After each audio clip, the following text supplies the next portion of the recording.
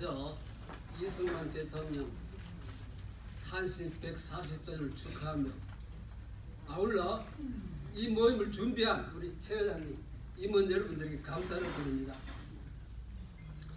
우리가 이승만 대통령에 대해서 말을 할 때 어떤 사람이냐 하고 묻는다면 각 사람마다 다를 거예요. 얼마 전에 지금 저도 우리 여러분이라서 말씀하셨던 애국자다, 외교가다, 사상가다 뭐 등등 얘기가 많이 있으면은 저는 또 특별한 관점에서 이승만 대통령을 한마디로 표현하고 싶은 일이 있습니다. 어떤 사람이냐 묻는다면 저는 이렇게 대답합니다. 믿음 좋은 기도의 사람이다. 저는 그렇게 얘기합니다. 뭐 말씀을 기독교 사상에 투철한 사람 하지만 한마디로 기독교 사상이 뭐냐? 믿음 좋은 기도의 사람이다. 그것을 저는 얘기합니다. 이 말을 내가 어디서 보았냐 하면은 저는 이승만 대통령에 관한 책도 많이 읽고 듣기도 많이 하고 했지만은 뭐 표현이 많이 있죠. 참 좋은 말이 많이 있습니다. 그럼 내 마음속에 확 와 닿으면서 내 마음속에 깊이 각인이 찍히는 게 뭐냐면은 7일간의 서울시장이라는 책 여러분들 기억하시는지 모르겠는데 그 책을 통해서 들었습니다. 그 누가 그 썼느냐 하면 김상철 변호사. 김영삼 대통령이 취임하자 제1호로 공직자로 임명한 사람이 아주 젊은 김상철 변호사 서울시장으로 임명했습니다. 일주일밖에 못했어요. 왜냐하면 그분은 원래는 운동권 출신이었습니다. 그런데 운동권 출신이 도저히 이게 아니다 잘못된 거다 해서 돌아선 거예요. 그래서 여러 가지 글을 통해서 운동권 출신 비판하고 자유민주주의를 옹호하는 글을 써봤을 때 또 서울시장으로 임명되니까 이 좌파 운동권들을 가만히 있습니까? 언론에서 뭐 집단적으로 다뤄서 두들기 팬 거예요. 그냥. 그걸 할 수도 하야 그만두었는데 7일간의 서울시장 그 회록을 썼는데 7일간의 서울시장뿐만 아니라 그동안 자기의 여러 가지 경험담을 그 기록한 게 있습니다. 거기에 나한테 탁 닿는 게 뭐냐면은 이분이 이승만 대통령 기념사업회 부회장을 했어요. 그때 회장이 누구냐면 지금은 개 같은 놈이라고 얘기하는데 홍석현이가 회장을 했어요. 부회장을 했는데 이 사람이 부회장을 딱 맡으면서 첫 번째 한 일이 이화동에 프란체스카 여사를 방문했다고 합니다. 대화를 나눴다고 합니다. 대화를 나누면서 물었대요. 여사님, 이승만 대통령에 대해서 가장 인상적이고 마음속에 깊이 남는 모습이 어떤 게 있습니까? 물었대요. 뭐라고 그랬겠어요? 프란체스카에서 뭐 거침없이 대답하는 게 나라에 어려운 일이 있을 때, 중대한 일이 있을 때 말 위에 무릎 꿇고 두 손 막 기도하는 모습이 어떤 모습? 무릎 꿇고 두 손 막 기도하는 모습. 이것이 바로 이승만 대통령의 기독교 정신이요. 바로 그분의 철학이다 저는 그렇게 봅니다. 그래서 이승만 대통령 뭐 애국자다 사상가 다 그만두는 무릎 꿇고 기도하는 이승만, 그것이 바로 그분의 적절한 표현이 아니겠는가 저는 그렇게 생각합니다. 사실 김상철 변호사는 저하고는 상당히 가까운 사람입니다. 저 서울에 국가조상기도에 늘 1년에 한 번씩 하는데 한 20년 참석 한 번을 갔더니 호텔 앞에서 이분이 서 있으면 선배님 오늘 오신 줄 알고 기다리고 있습니다 그래요. 왜 좋은 일 있어요? 그랬더니 커피를 하면서 얘기를 하자고 그래. 갔더니 그럼 첫째 두 가지 부탁. 첫째는 이승만 대통령 기념 사업을 좀 미주에서 좀 책임지게 해주세요 하는 그런 말을 했고, 또 두 번째는 탈북자들을 좀 지원해 주세요. 탈북자들이 중국에 나와서 인신매매, 성매매, 부들가는 고생하는 모습 어떻게 봅니까? 유엔 난민으로 인정받기 위해서는 서명운동을 해야 되는데 도와주세요 그래요. 그 당시 그분이 100만 명 서명운동을 시작했지만 1000만 명, 1200명 서명해서 유엔에 제출하고 했습니다. 어쨌든 그런 분이었는데 그분이 저보고 얘기를 이승만 대통령 기념사업 좀 잘 책임해달라고 제가 그거는 사양했어요. 왜냐하면 여러 사람들이 하고 있는데 뭐 내가 또 할 건 뭐 있냐. 지금 우리 김창모 장님이 계시는데 이번 저보고 여러 번 부탁했어요. 좀 맡아서 해달라고. 그런데 아닌데 어쨌든 간에 이승만 대통령을 한마디로 표현하면 어떤 사람이냐? 사상가, 애국자, 독립투사 좋습니다만 무릎 꿇고 기도하는 믿음의 사람. 저는 그렇게 표현합니다. 그럼 그분이 이제 어떻게 했느냐 한번 봅시다. 그분이 1948년 5월 31일 날 국회가 처음 소집했습니다. 5월 10일 날 선거를 해서 5월 30일 국회를 소집해서 할 때 임시의장으로 선출이 되었습니다. 처음에 나와서 했는 일이 뭡니까? 제가 한번 읽어보겠어요. 그 회의록을 한번 읽어봤는데요.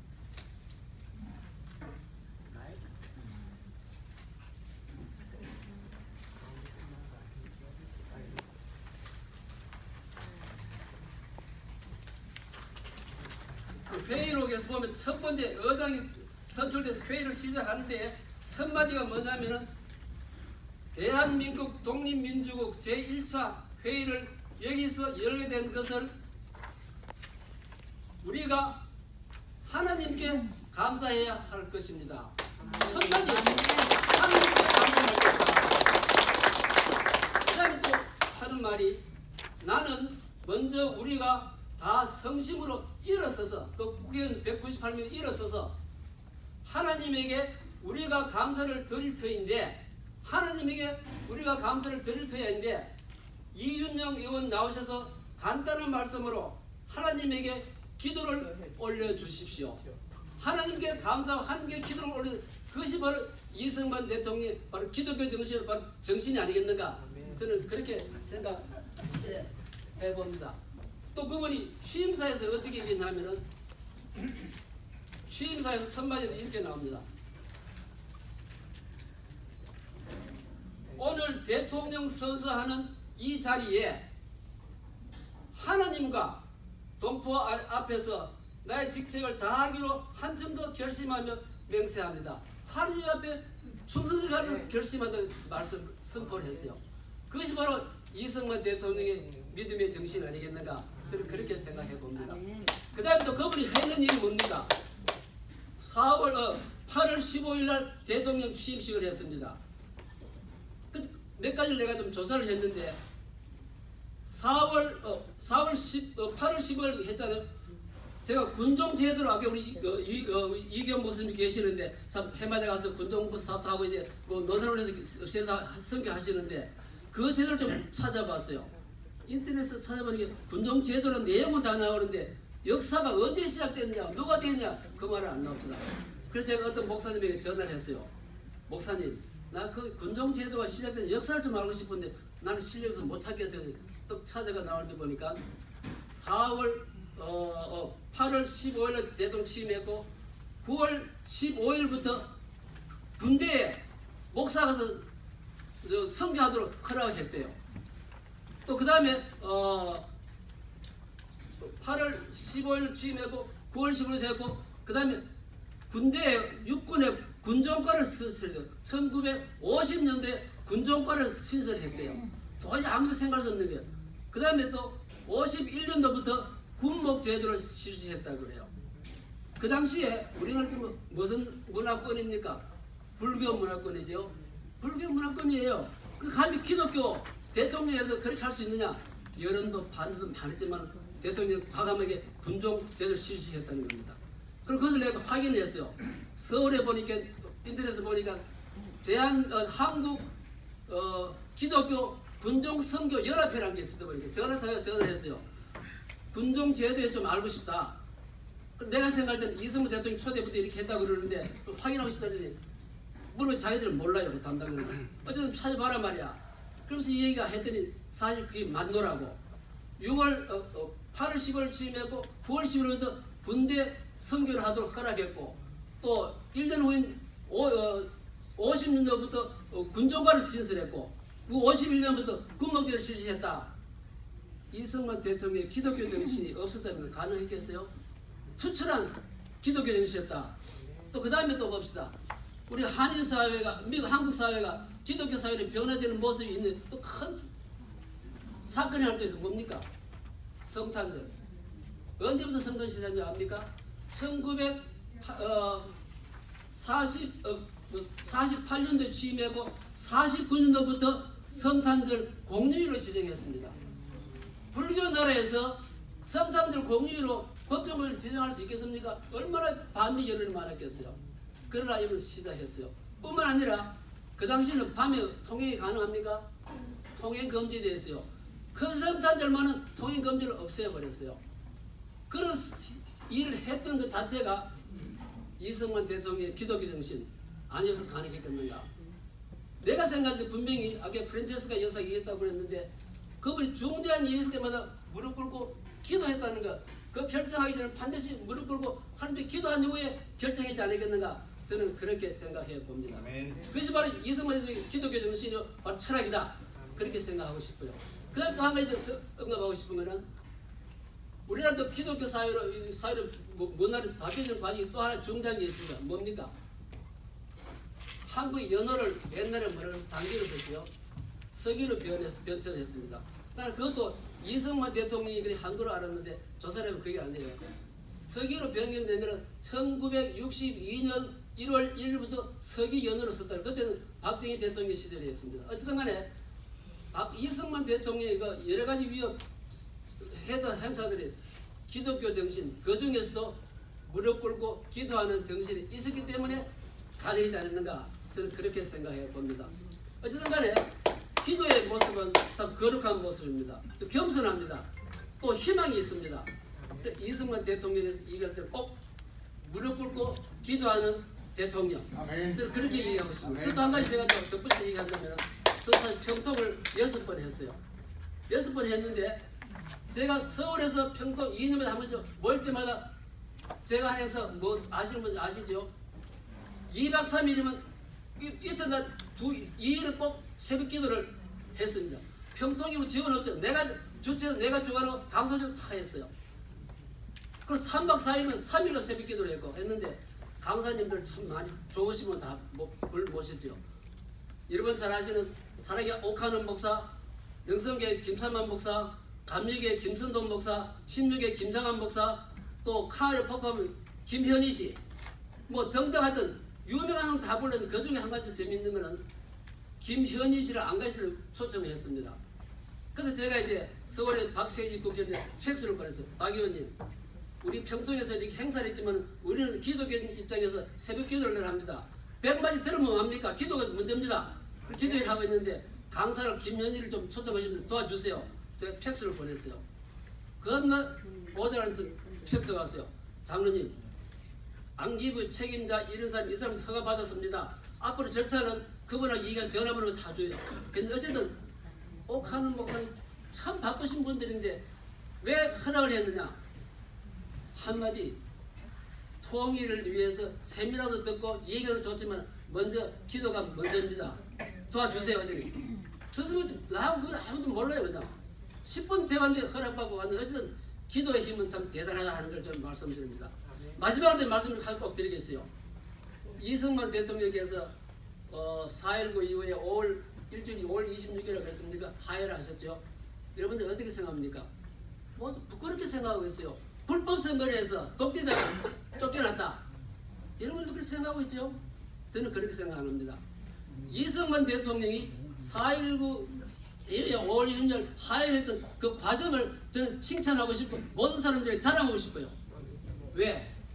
그 뒤에는 하야하는 과정, 결심 과정, 기독교 정신, 다시 말하면 무릎 꿇고 기도하는 그 모습이 저는 그것을 보았습니다. 이런 얘기는 아무도 듣지 못해서 난 들은 바도 읽은 적 없어요. 아까 얘기한 대로 프란체스카 여사한테 물었을 때, 김산철 물었을 때 중년이 있을 때마다 어느 있을 때마다 무릎 꿇고 기도하는 모습을 제일 보기 좋았다 했는데 분명히 이승만 대통령도 하야하기 전에 무릎 꿇고 하나님께 기도했을 거예요. 그렇게 생각합니다. 우리가 그래서 이번에 생각하면서 준비하면서 성경에서 나눠봤는데 성경에 우리 예수님의 모습을 생각했어요. 예수님께서 십자가에 못 박히기 그 전날 어떻게 하셨습니까? 그가 평소에 다니던 감람산 겟세마네 동산에 가서 기도를 했습니다. 성경 중 잘 뽑아왔습니다. 무릎 꿇고 기도했다 그랬어요. 너무나 애서 딱 기도를 하니까 땀이 핏방울처럼 땅에 떨어지는 것 같더라 그랬어요. 예수님께서 말씀하셔서 내가 심히 고민하고 죽게 되었으니 너희들이 여기서 기도하라 그랬어요. 아멘, 아멘. 얼마나 그 마음이 찾잡했습니까? 예수도 그 유대인들이 핀자를 주기를 야, 너 진짜 하나님 아들이면 내려오라. 네가 하나님을 구하면 하나님께서 천군천사를 벌써 널 해방시켜 주실 거다. 했습니다. 그러나 예수님께서는 어떻게 했습니까? 내가 이 고난을 피할 수 있지만은 이 고난을 감당함으로써 뭐가 됩니까? 하나님의 영원한 구원 역사가 시작된 것을 믿었기 때문에 저는 감사했습니다. 예. 그래서 그분이 말하기를 뭡니까? 기도할 때 가능하면 이 자를 내게서 떠나게 해 주십시오. 아멘. 떠나게 해 주십시오. 그러나 내 뜻대로 말없이 하나님 뜻대로 하옵소서. 심지어 십자가상에서 뭐랬습니까? 엘리 엘리 라마 사락다니. 하나님 의자의 나를 보십니다. 그러나 예수님께서는 감당하신 것은 뭐냐면 내가 감당함으로써 하나님의 영원한 구원 역사 이루어진 걸 믿었기 때문에 가능했다 이겁니다. 그럼 이승만 대통령이 어떻게 했을까요? 물론 그 당시에 계엄령을 선포해서 질서를 회복할 수 있습니다. 계엄령을 선포할 수 있지만 그러나 그렇게 했을 때 중동 분들과 국민들에서 다툰 분들 많이 생깁니다. 또 많은 적들이 생깁니다. 그런데 어떠냐면 북한의 공산 주의자들 빨갱이들이 한국을 괴롭게 하는데 너무 어려움이 없다. 그래서 자기가 하야하는 것이 나라와 국민에서 최선의 방문세고 하야하신 걸 알고 있습니다. 기도를 하고 했을 거예요. 그래서 저는 그렇게 봅니다. 이승만 대통령이 그 하야하는 걸 부끄럽게 생각하지 마세요. 무릎 꿇고 하루에 기도할 때 나라와 국민에서 어느 것이 제일 선한 길이냐 판단해서 스스로 하야했다는 것을 칭찬하고 격려해야 됩니다. 그래서 제가 오늘 이 시간 말씀드린 것은 우리 최대중 말씀드렸는데 가능하시면은 이 모험이 끝나기 전에 지금 대한민국은 지금 백척 안 되어 있습니다. 위험한 지경이 있습니다. 우리 할 일은 뭡니까? 여기에서 무릎 꿇고 조국에서 기도하는 겁니다. 그래서 제안하는데 회의가 끝나기 전에 무릎 꿇고 하루에 기도하는 순수를 가르쳐주기를 부탁드리면서 격려의 말씀을 드립니다. 감사합니다.